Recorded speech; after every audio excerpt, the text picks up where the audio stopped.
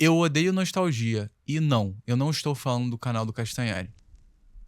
Eu acho que de alguma forma esse vídeo vai acabar sendo um complemento de um outro PQP que eu gravei em que eu falei do meu pai. Então, se você não assistiu ainda, dá uma olhada aqui no card, assiste o vídeo e depois assiste esse, que eu acho que vai ficar muito mais fácil de você entender tudo. Não é que eu exatamente odeie a nostalgia, mas depende muito de como ela aparece pra mim. Assim como eu colocava a volta do meu falecido pai como uma razão para eu parar de ter problemas, eu sinto que a nostalgia muitas vezes bebe dessa mesma fonte. É mais confortável, mesmo que seja impossível, ficar pensando na minha infância como uma resolução dos meus problemas. Como se isso fosse resolver todas as minhas questões, mas mesmo assim tem algumas diferenças de como a volta do meu pai aparece para mim, de como eu sinto isso. Eu sentia, até pouquíssimo tempo atrás, que se meu pai voltasse à vida com a idade que eu tenho hoje, com 24 anos, os meus problemas magicamente sumiriam. Mas eu sei que com a nostalgia é diferente. E eu digo que a nostalgia é ruim porque eu acabo associando o sentimento nostálgico à minha infância. Como se ela tivesse sido o último momento em que eu fui verdadeiramente feliz. Em que eu fui verdadeiramente eu e basicamente quando eu não tinha problema algum. Aí que difere da volta do meu pai. Porque na verdade eu queria voltar a ser criança só para não ter problemas. De voltar para essa época e me envolver nessa casca protetora, ficar em posição fetal e nunca mais sair de lá. Viver como um exímio Peter Pan, sabe? Mas a parada é a seguinte, isso é simplesmente impossível. Eu acho que o sentimento nostálgico associado à minha infância se mostra de uma forma falsa, porque na verdade eu pensava que eu não tinha problemas quando eu era criança, mas eu tinha.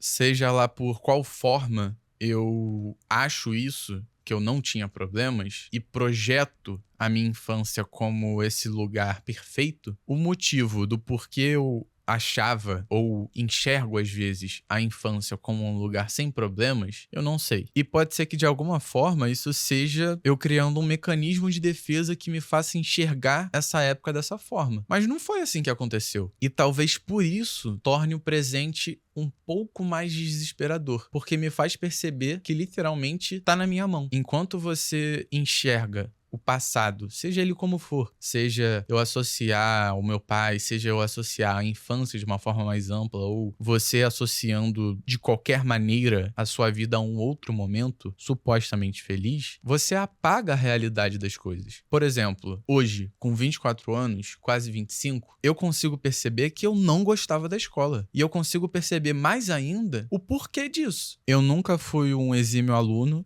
porque eu não me encaixava naquele lugar. No final de 2007, quando eu tava acabando o segundo aninho do ensino fundamental, o meu pai falece. Do terceiro aninho em diante, eu passei a ficar de recuperação em todas as matérias da escola. E a minha vida teve que seguir por causa disso lá dentro. Meio que é isso, né? Seu pai morreu. Foda-se. Ninguém veio procurar saber de nada. A minha vida seguiu. Notas baixas, atingi o objetivo e foda-se a criança ali. E mesmo assim, olhar pra infância significa achar que era tudo bom. Mas não era. Dadas as devidas proporções, eu tinha problemas de criança. Problemas esses que muitos não eram pra ser passados. Nem criança e nem mais velho. Você não encaixar num lugar e se sentir mal por não encaixar nesse lugar é a pior coisa do mundo. Mas hoje, mesmo que eu não tenha um diagnóstico de uma pessoa neurodivertida, eu tenho minhas suspeitas. E olhar pra um mundo onde não me aceita como eu sou, faz você quebrar muito a cabeça. E de novo, te prova que a infância não era um lugar tão legal assim. Mas eu não sei o que acontece que a gente às vezes enxerga a infância dessa forma, sabe? Eu sei que aconteceu muita coisa ruim comigo quando eu era criança. Eu tive muita dificuldade de fazer amizades. Eu fui ter amigos mais próximos só com 15 anos. A partir dos 15 anos. Mas eu passei todo o momento anterior a isso sem ter amigos. Ou principalmente não me sentindo pertencente. Não me sentindo visto. Não me sentindo um indivíduo nessas relações. Talvez por uma questão de neurodiversidade? Sim. Mas enfim, eu acho que o lance não é nem isso. Eu acho que o lance é questionar o porquê que eu enxergo, ou porquê que nós enxergamos, muitas vezes, uma época da vida, muitas vezes a infância, se eu tivesse que apostar, como um momento bom, quando na verdade não foi um momento bom, ou único e exclusivamente bom. E eu acho que meu desespero mora aí.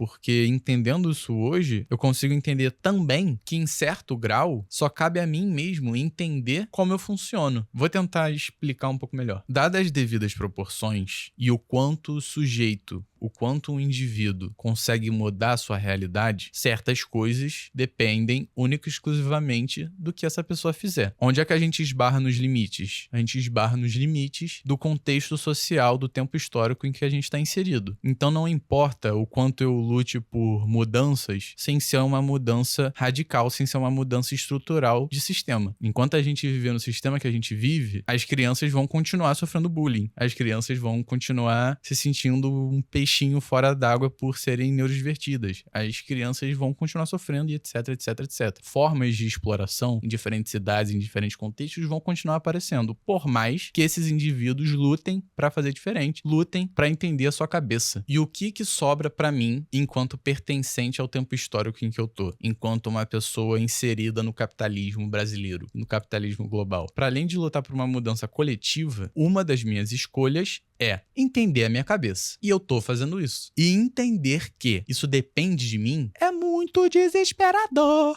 E é aí que me parece morar um pouco esse lugar da nostalgia com a infância. Porque mesmo que tenha sido uma época difícil pra mim, como com certeza foi pra várias outras pessoas, parece ao mesmo tempo existir essa casca de época perfeita, né? E eu acho que o quanto mais a gente volta no tempo, mais a gente se apega nesse lugar da liberdade, dessa suposta liberdade que a gente tinha. Porque a gente nasce uma folha em branco e a cada dia que passa, a gente vai sendo podado. Seja dentro da família, seja na escola, seja nas relações com outras pessoas, seja em qualquer lugar. E sei lá também, eu acho que eu já até me perdi aqui, mas eu quis pôr esse sentimento pra fora, compartilhar isso, porque, sei lá, me parece muito injusto você viver uma vida em que você não possa ser você mesmo, sabe? Se você foi uma criança que se sentiu apagada de alguma forma, talvez esse vídeo converse muito contigo. E se você em algum momento se sente Peter Pan também, talvez esse vídeo também converse muito contigo.